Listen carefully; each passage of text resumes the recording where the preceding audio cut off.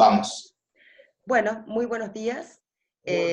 Bueno, chicos, esta es la última, digamos, videoconferencia que vamos a tener de esta materia en este semestre. Un poco la idea era comentar algunos aspectos vinculados a lo que sería examen final. Ya saben que en el examen final de la materia entran los 10 capítulos de la asignatura. El esquema que adopta este examen final tiene que ver, digamos, con el esquema que fueron adoptando los parciales. Podemos tener un examen final parecido al primer parcial, donde tenemos preguntas de desarrollo, verdadero o falso, tenemos casos que responder, o digamos así como fue la figura del segundo parcial, donde tenemos, se evita la parte práctica, y directamente estamos con un examen netamente teórico de desarrollo y de verdadero o falso. En relación a las preguntas verdadero o falso, lo único que tengo para resaltar es que recuerden que la opción tanto verdadera como falsa, ambas se deben de fundamentar. Y bueno, un poco el acento de la clase de hoy está puesto en los dos últimos capítulos de la materia, que era un poco lo que nos quedaba por ver en estas videoconferencias, así que vamos a arrancar un poquito con el capítulo 9, vamos a dar algunos temas que generan un poquito de complejidad en el, digamos, entendimiento de ustedes de la materia. Empezamos a trabajar algunos conceptos de lo que es el capítulo 9, como dije recién. Eh, Vamos a comenzar con los contenidos que vemos en este capítulo, que tiene que ver con la dirección, es decir, con dirigir el trabajo de las personas que se encuentran dentro de la empresa o de la organización. Nosotros ya vimos la función de planificación, la función de organización, y ahora llega el momento de poner en acción todo aquello que hemos venido diseñando. Eso lo hacemos con esta función de dirección. Como se trata de dirigir el recurso humano que tenemos en la organización, de dirigir personas, otro de los temas que se trabajan acá es el tema de liderazgo, el tema de poder, el tema de motivación, son aspectos centrales que se van trabajando en esta organización. Otros aspectos se vinculan con la existencia del grupo, con la existencia de equipo, y así sucesivamente. Bien, ¿de dónde lo vamos a estudiar? Lo estudiamos del libro de Robbins, como venimos trabajando. Aquí tenemos, claramente se ven los capítulos y desde qué página deben estudiar cada uno de los temas que hacen a esta unidad del programa. Vamos a comenzar un poquito con qué es esto de liderazgo, a qué se le llama liderazgo. El liderazgo surge en forma natural entre un grupo de personas donde una de las personas de ese grupo asume este rol y o esta posición de líder. Aquel líder es aquel que ejerce una influencia sobre sus pares, sobre el resto de las personas del grupo, realza él a través de esta influencia que tiene, y esta influencia hace que estas personas lo sigan. El resto son seguidores. La idea es que este grupo lo siga con el fin de alcanzar objetivos determinados. Los objetivos, bueno, depende muchas veces del tipo de liderazgo, lo que fuere, pueden ser, si es efectivo o no efectivo, los objetivos que se guía este líder para que sean alcanzados. Tenemos la necesidad, digamos así, de supervisar desde la administración que sean los objetivos organizacionales y no los individuales que tiene cada persona. En este marco hubo muchos estudios vinculados al liderazgo, esto viene de hace muchísimo tiempo, en donde podemos diferenciar dos teorías vinculadas a lo que es el desarrollo del liderazgo. Una que se llama teoría de los rasgos, y la otra, todo el aspecto conductual, cuando comienzan a aparecer los conductistas en el campo de la psicología y traídos al campo de la administración, empiezan a aparecer esto que se llaman las teorías conductuales. La teoría de los rasgos se vincula directamente a que los líderes presentan rasgos que son característicos, la persona tiene rasgos que la caracterizan para que pueda llegar a ser un líder. Está cimentada sobre esta base algunos aspectos o teorías que dicen si el líder nace o el líder se hace. Y en el marco de lo que es la teoría conductual, tiene que ver con el tratamiento, digamos así, de las conductas de la persona que motivan el comportamiento de la persona para que esta persona se comporte en términos de líder. Vamos a ver un poquito algunos aspectos que se vinculan a lo que es como dije recién, la teoría de los rasgos. Allá por 1920, por 1920, 1930, lo que se buscaba, digamos así, era esto, identificar cuáles eran los rasgos que la caracterizaban a la persona como si fuera un líder. Es decir, ¿qué distingue un líder de a quien no lo es? Hubo estudios que se realizaron en organizaciones, se tomaron a los principales líderes de las organizaciones, se fueron viendo cuáles eran estos rasgos característicos que estos líderes presentaban. Luego se hace otro estudio buscando cuáles eran los líderes eficientes y eficaces y cuáles eran los rasgos que estos líderes presentaban. Como vemos acá, se identifican 8 rasgos básicamente. Uno, el dinamismo. Se dice que, se decía en estos momentos del tiempo, ¿no es cierto?, que el líder se caracteriza por ser una persona muy dinámica, una persona que atiende varios asuntos al mismo tiempo, una persona que no está quieta, que tiene como una característica en su personalidad de movilidad, de dinamismo, de incentivo hacia el otro, en el hacer. Deseo de dirigir, es decir, son personas que tienen como rasgo la capacidad de poder mandar, de poder dar órdenes, de decir al otro lo que tienen que hacer, asumir esa responsabilidad. Otro rasgo característico es la honestidad y la integridad. Podemos llegar a verlo hasta como una especie de autoridad moral que existe de la mirada del otro, ¿no? Cómo me ve el otro, como una persona honorable, como una persona íntegra, lo que hace de pronto refleje, que el otro se refleje en mí para poder llegar a seguir ese mismo tipo de comportamiento, por así llamarlo. Son personas que tienen una gran confianza en sí mismos, confían en que van a poder lograr las metas, los objetivos, y eso genera confianza en el resto. Personas inteligentes, conocimientos importantes para el puesto, es decir, que tienen la meritocracia para poder desempeñar sus distintas funciones. Son personas extrovertidas, lo opuesto ya lo habíamos estudiado un poquito a esto, en lo que era todos los aspectos de la personalidad. Lo opuesto a la persona extrovertida era el introvertido, que es más tímido. En este caso no, estoy frente a personas extrovertidas, capaces de vincularse con restos de personas. Y luego la propensión a la culpa.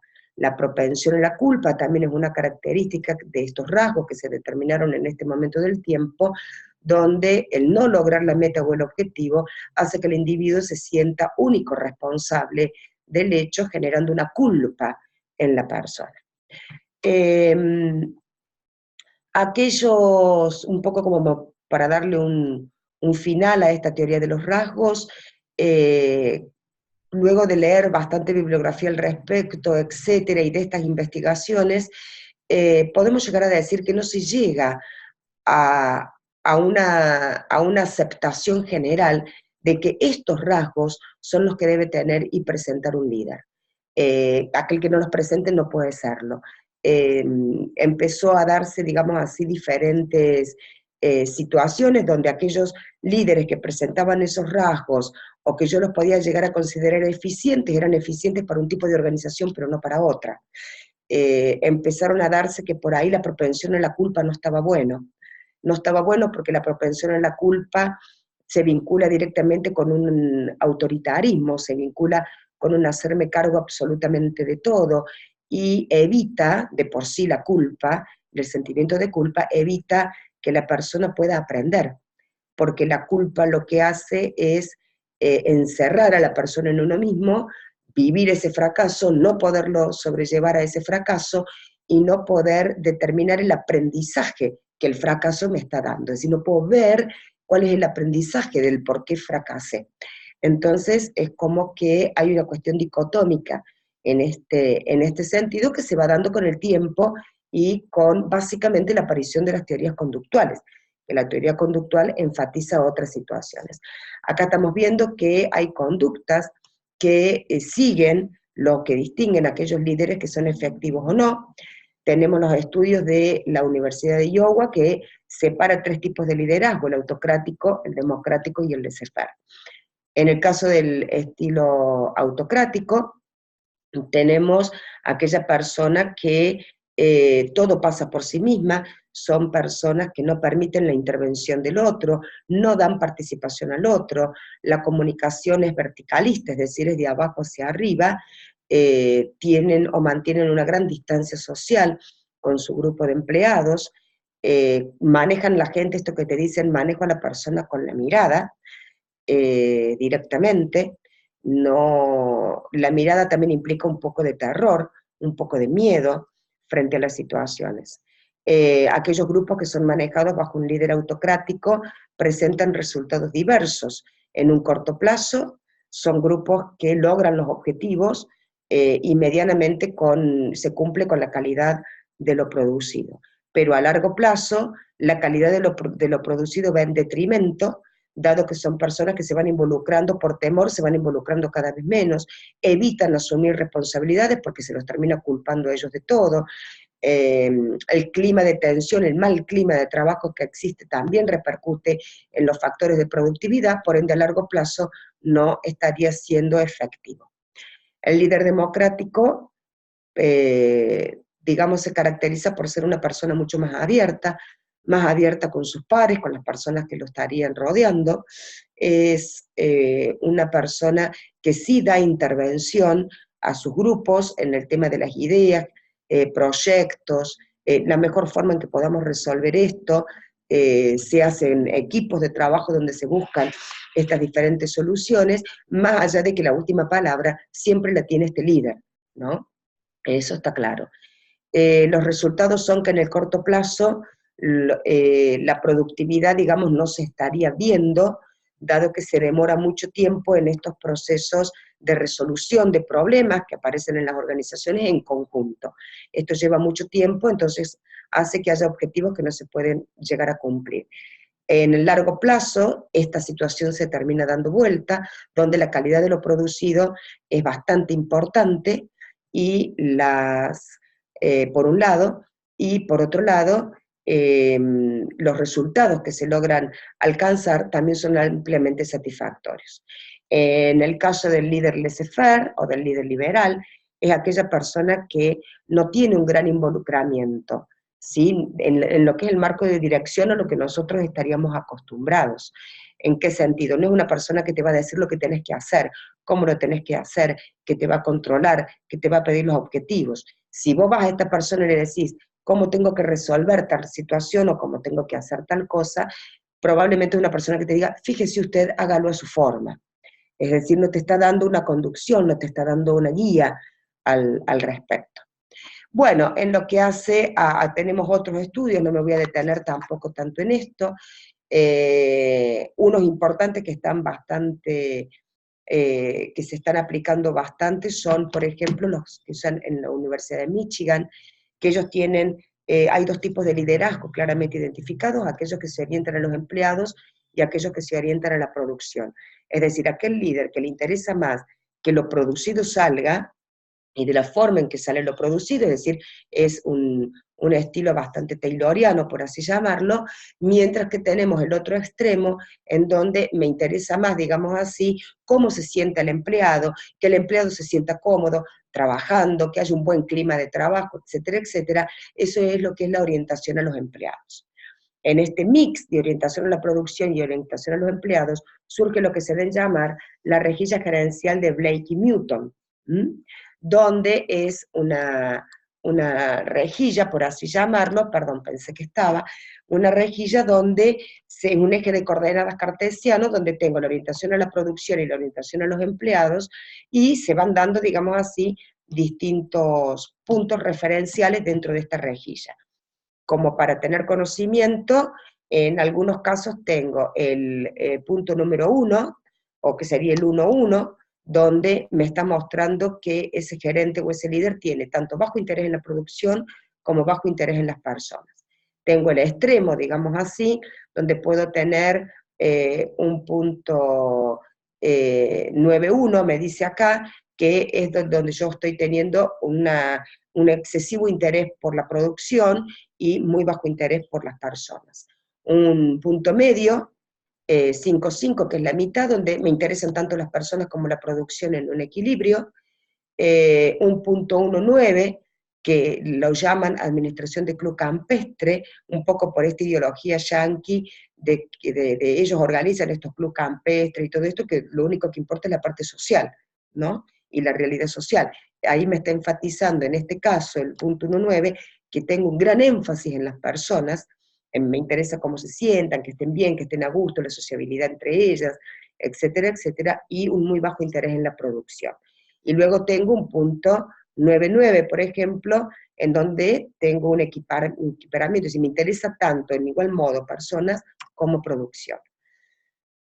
En lo que hace al estilo de liderazgo, digamos así, se estudian varios modelos, como es el modelo de Fiedler, el modelo de Herzl y Blanch y el modelo de Camino hacia la Meta.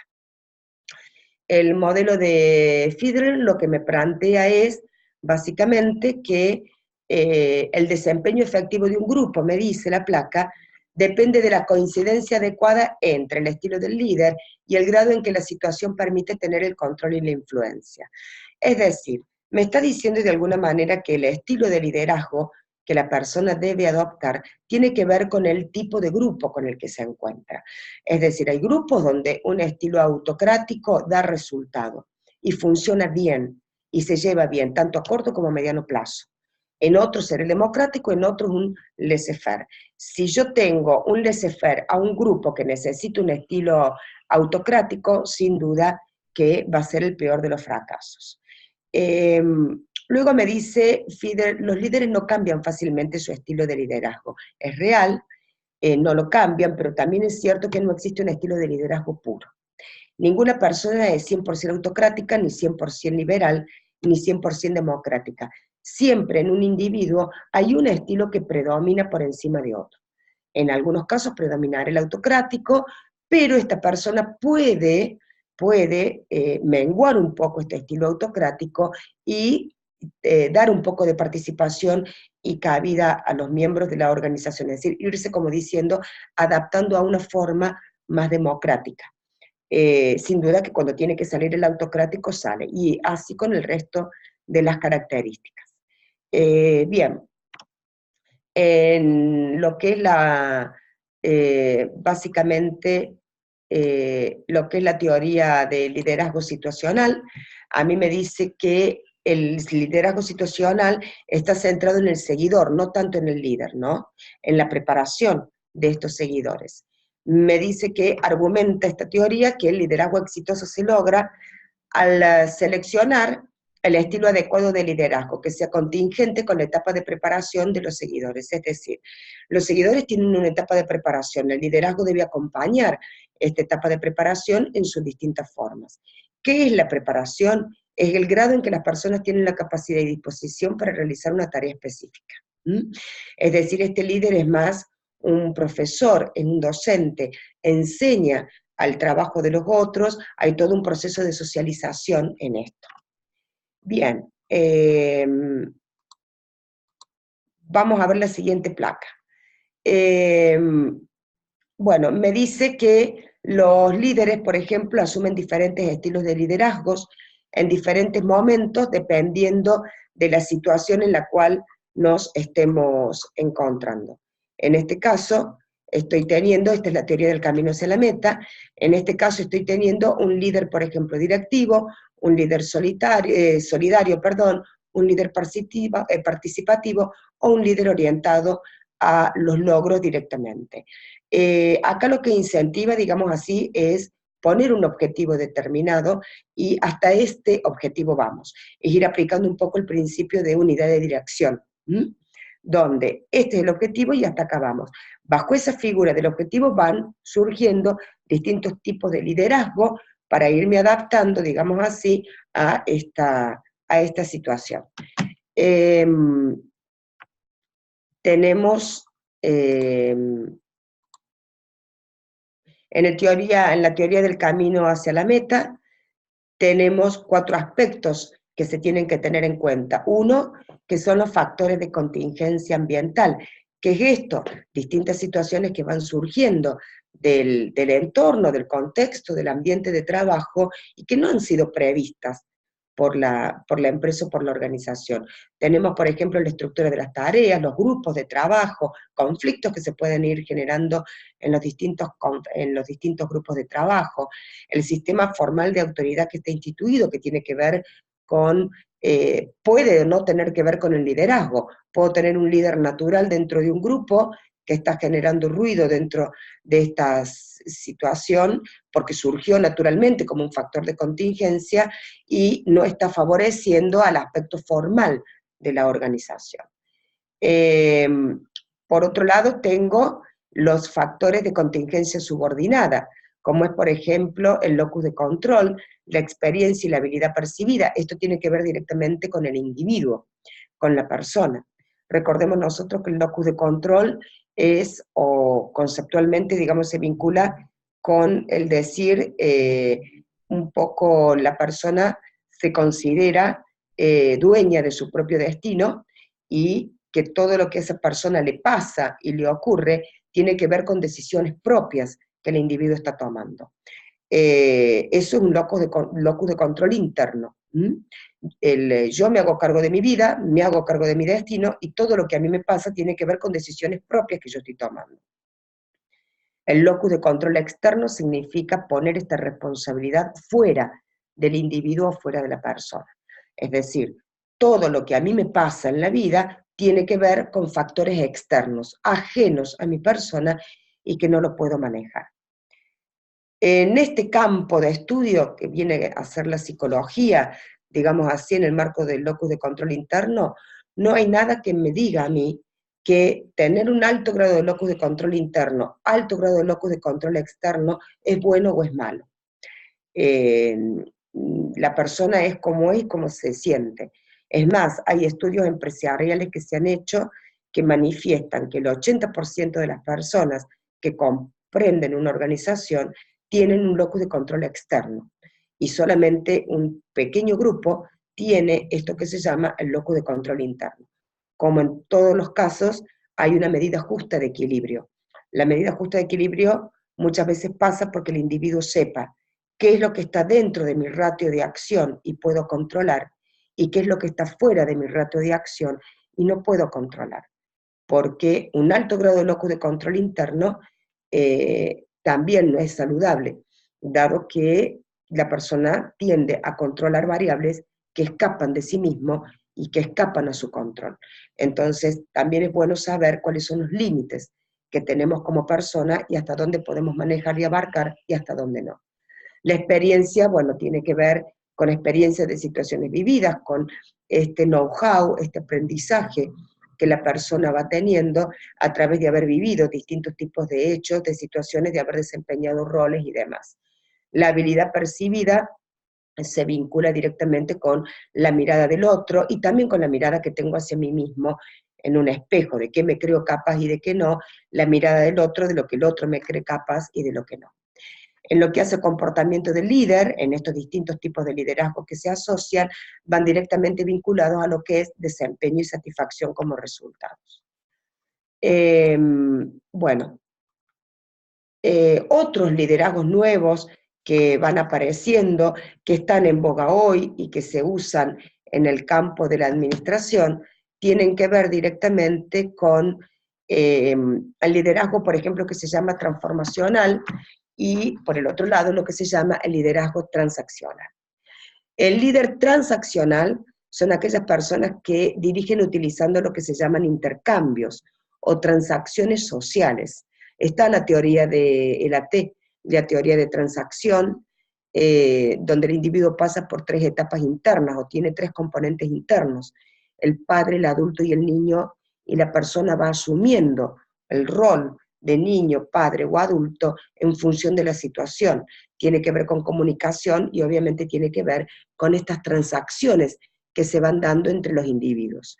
Muchas veces en nuestro lugar de trabajo, con las personas, tomamos esta transacción, este rol del individuo de adulto o de padre, como lo llama Eric Berne. Tomo mi rol de padre con el fin de dominar a este niño que se está comportando, puede ser un adulto, pero se está comportando en sus actitudes como un niño. No sé, en tu casa cuando tu pareja o tu marido se pone a pelear con tu hijo par a par por la Play, o por el control de la Play, por ejemplo, ¿no?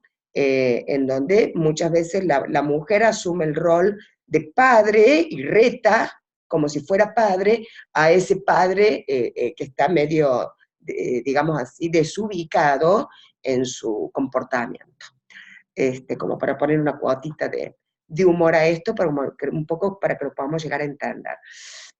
Los líderes transformacionales estimulan e inspiran, quiere decir que transforman a las personas que los están siguiendo para que realmente lleguen a lograr resultados extraordinarios. Acá tengo todo procesos de motivación dentro de esto, aspiraciones de metas, generar habilidades, crear habilidades, enseñar nuevas habilidades a este grupo de personas, por eso es transformacional. Cambio a la persona, transformo con el fin de poder no solo lograr las metas, no me interesa solo lograr las metas, sino que realmente yo pueda llegar a obtener resultados extraordinarios, que el equipo funcione en forma extraordinaria. Luego tengo algo que se llama liderazgo carismático y liderazgo visionario. El carismático es algo que data, digamos así, desde la antigüedad. Las tribus nómades, sin ir más lejos, y o sedentarias, estaban comandadas por estos líderes carismáticos que asumían el mando por tener en su persona, digamos así, características que lo hacían atrayente para el resto, que es una persona que tiene un carisma determinado y hace que las personas lo sigan a través de este carisma, sea porque a los seguidores les produce seguridad, aprenden, se transforman en referentes, etc. Por otro lado, tengo un liderazgo visionario que me dice que es la habilidad para crear y articular una visión realista, creíble y atractiva del futuro que va a mejorar la situación actual. Obviamente que lo estoy dirigiendo en sentido positivo, que es la idea, que sean líderes visionarios positivos, en donde quizás el resto de los seguidores no pueden ver el más allá, el hacia dónde se va, y este líder les ofrece una mirada de un más allá hacia dónde queremos llegar, y comenzamos a trabajar hoy en habilidades, en la construcción de habilidades, aprendizajes y demás para poder llegar a esa posición. Luego tenemos un poquito esto que se llama el liderazgo de equipo, también como figura actual de referentes en el marco organizacional. Las características del liderazgo de equipo se vinculan con tener paciencia para compartir la información, ser capaz de confiar en los demás y ceder la autoridad, entender cómo intervenir. Esto tiene un poco que ver con que aceptar que cada persona tiene su forma de pensar, su forma de hacer las cosas, que quizás no sea igual que la mía, quizás la línea de pensamiento no sea igual que la mía, quizás la forma en que realicen las actividades no sea igual que la mía, lo que no quiere decir que esté mal, lo que no quiere decir que pueda sumar. Ahí es donde está la cuota de paciencia de este líder, de poder aceptar que hay otras formas de hacer el mismo trabajo y que puede estar bien hecho. Inclusive puede estar mejor hecho de lo que lo hubiera hecho yo, como líder, por ejemplo, ¿no? Los roles de liderazgo de equipo son entrenador, relación con miembros exteriores, soluciona problemas y administra los diferentes conflictos. Bien, vamos a trabajar ahora un poquito con el poder. ¿A qué se le llama poder, digamos así? ¿De dónde obtiene el líder el poder? El derecho, que es el derecho y la capacidad de influir en las acciones y en las decisiones laborales. Cuando estamos viendo un poco, siguiendo a Robbins en materia de comportamiento organizacional, cuando se vincula el poder a aspectos que tienen que ver con cuestiones laborales y demás, el poder se da cuando existe una relación de dependencia para con estos seguidores o para con estos miembros. Y acá es donde se abre un abanico de, digamos así, distintas fuentes de poder. Como tenemos el poder legítimo, el poder coercitivo, el poder de recompensa, el poder del experto y el poder de referente. En lo que hace al poder legítimo, es el poder que emana de la propia investidura jerárquica de autoridad que existe en la organización, que es el poder legítimo es el poder que tiene un jefe. Ese jefe está investido con autoridad legal que le otorga el cargo que ocupa dentro de esa organización, sea capataz, sea jefe, sea gerente, etc. Ese es el poder legítimo que la persona tiene.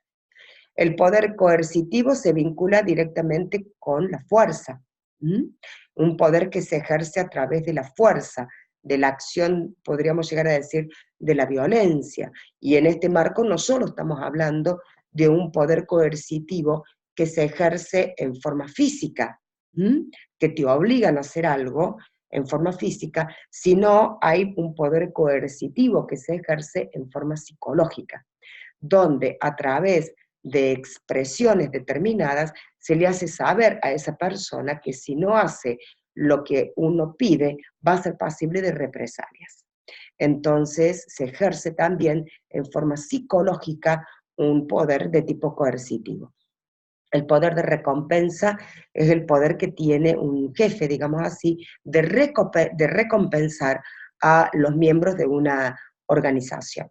Este poder pueden ser recompensas que van desde lo material, por un aumento de sueldo, o lo que fuere, como también tienen que ver con recompensas de tipos sociales, ¿sí? De vinculación con sus pares, recompensas que tienen que ver de felicitar a la persona por su trabajo, de insertarlo determinado grupo dentro de la empresa que implica un estatus diferente para la persona, etc. El poder del experto tiene que ver con el conocimiento.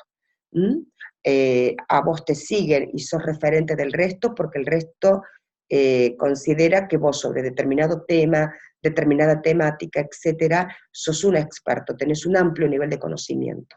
Por ende, todo lo que vos transmites y digas a ese grupo, lo van a hacer, porque existe este poder de referencia, esta influencia desde ese lugar. El poder de referente tiene que ver con que estos seguidores te ven como un referente, como una persona honesta, una persona íntegra, con determinadas cualidades como persona que les interesa a ellos parecerse a vos. Entonces ejerces una referencia sobre el resto porque con estas cualidades estas personas te admiran. Bien, habiendo explicado esto, vemos un poquito a qué se le llama esto del empoderamiento que está tan en boga de los empleados dentro de la organización. Tiene que ver con que estas personas se empiecen a comportar dentro de la empresa, no solo como empleados que esperan ser dirigidos, sino que tomen el mando, si ellos, y comiencen a tomar decisiones, comiencen a generar proyectos propios, comiencen a manejarse como si fueran empresarios, ¿sí? Que toman decisiones.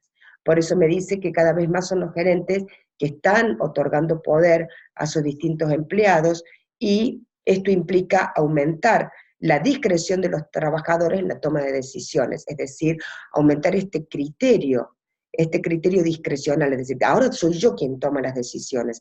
Entonces, esta discreción en la toma de decisiones, de saber qué está bien, qué no está bien, tomar las decisiones en función de los objetivos que persigue la organización, se vincula con este aspecto de la discreción, que es discernimiento también, como para tomar las decisiones asertivas que se deben llegar a tomar en el marco de la organización.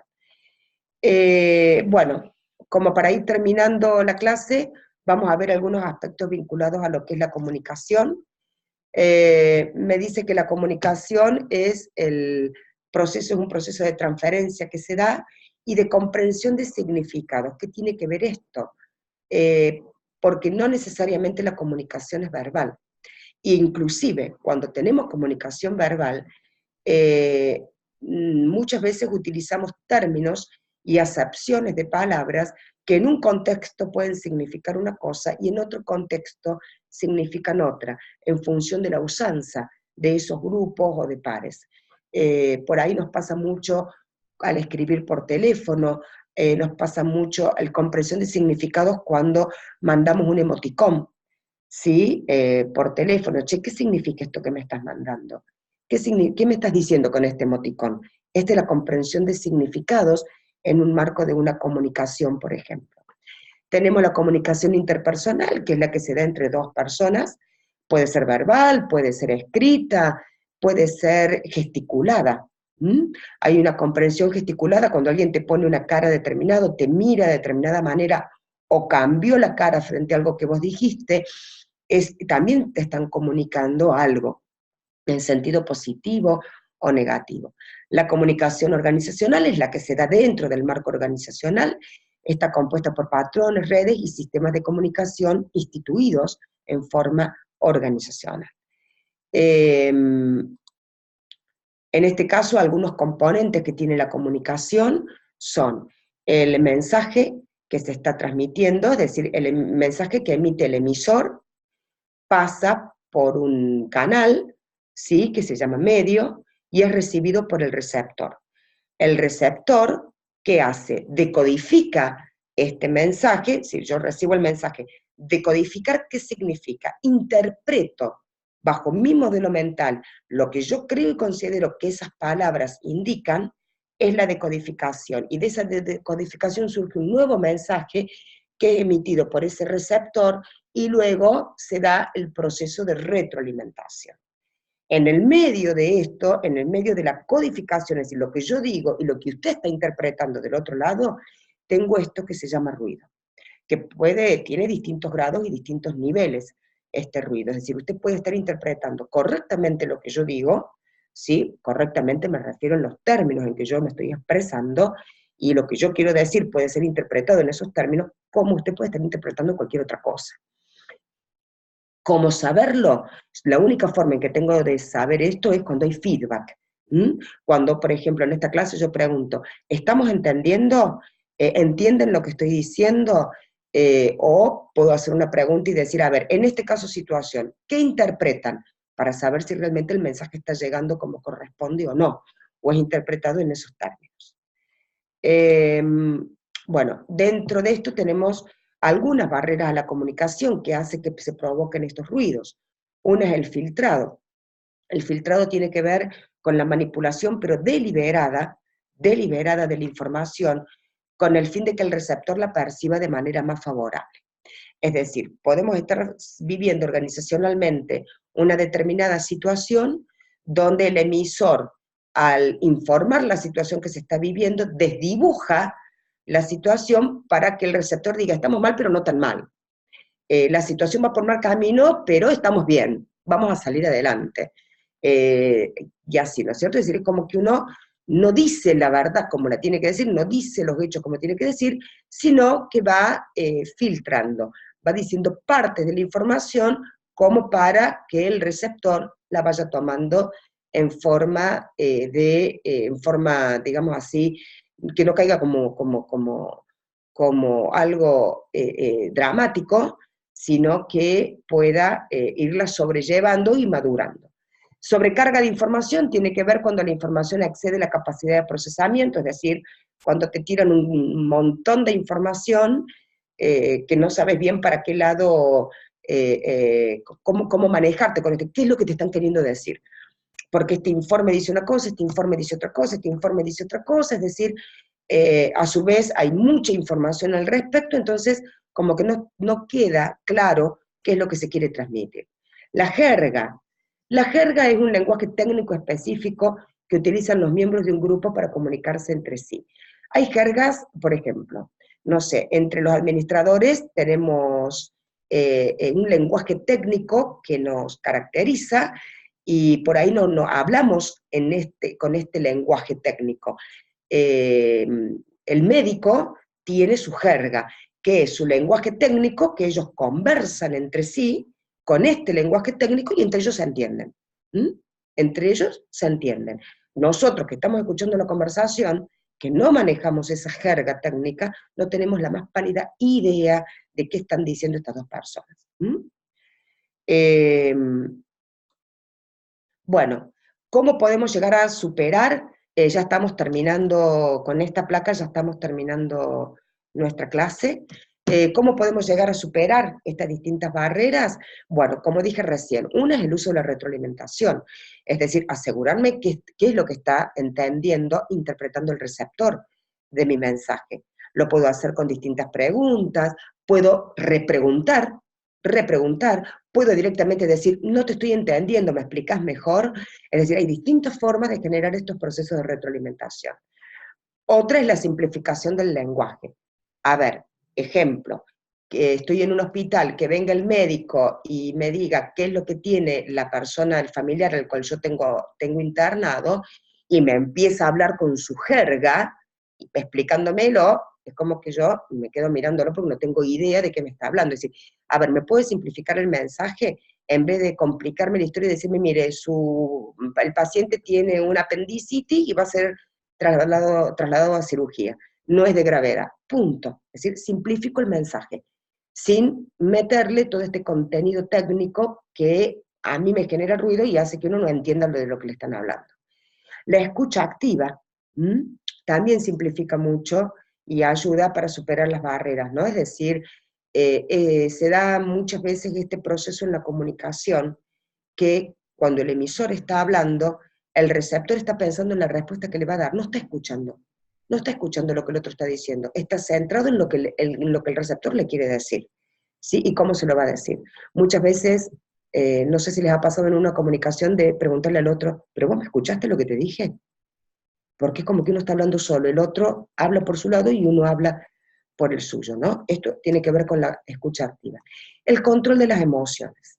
El control de las emociones también tiene que ver con superar algunas barreras, más que nada las emocionales. La barrera emocional hace que afecte la percepción y la percepción en cómo estamos percibiendo, valga la redundancia, todas las situaciones que nos están rodeando. Tiene que ver con, o sin ninguna duda, con situaciones verbales, con situaciones presenciales, con situación que no sean presenciales, que sean comunicaciones diferidas, como por ejemplo chatear con alguien por WhatsApp, en donde uno puede estar molesto por una situación y escribe cosas o se expresa verbalmente de formas que no debería hacerlo, que genera un ruido, que va a generar una barrera, una actitud en el otro totalmente negativa. Bueno, un poco tiene que ver esto el control de las emociones. Y la observación de las señales no verbales es algo sumamente interesante, en donde vos te estás dando cuenta a través de una señal no verbal que el receptor te puede decir, sí, sí, sí, está todo claro, y lo estás mirando y te estás dando cuenta que no está claro. Te estás dando cuenta de que no estamos interpretando lo que se está diciendo, te estás dando cuenta de que el mensaje conductual a través de las expresiones no verbales es otro. Muchas veces se da que te dicen una cosa y en hechos se está haciendo otra. Bueno, señal no verbal también tiene que ver con esto, ¿no? No solo con escuchar lo que se dice, sino con ver las conductas que hay atrás de esto que se está planteando, manifestando, o las contradicciones que puede existir en la persona en sus expresiones. Bueno, llegamos al final de esta clase, que es un poco un tema de complejidad que por ahí se les sabe dar. Espero verlos en turnos de examen final, y bueno, muchísima suerte para todos. Calculo que esta clase va a estar puesta en poco tiempo, digamos la otra semana, por ejemplo, ya va a estar puesta en el aula virtual. Si tienen alguna duda o lo que fuere, van a estar habilitados los foros para todo lo que es dudas en relación a examen final y otras cuestiones. Bueno, chicos, fue un placer, hasta luego, y bueno, nada, suerte a todos. Marce, ya finalizamos. Vamos a tratar que esté hoy subida al aula virtual. De todas maneras, si no llega a ser hoy, llega a ser el lunes, se va a avisar también por el foro para que los alumnos ya sepan que está disponible. Bárbaro, bárbaro. Listo, entonces, nos vemos. Bueno, nos Chao. vemos, Víctor, un placer. Gracias, chao.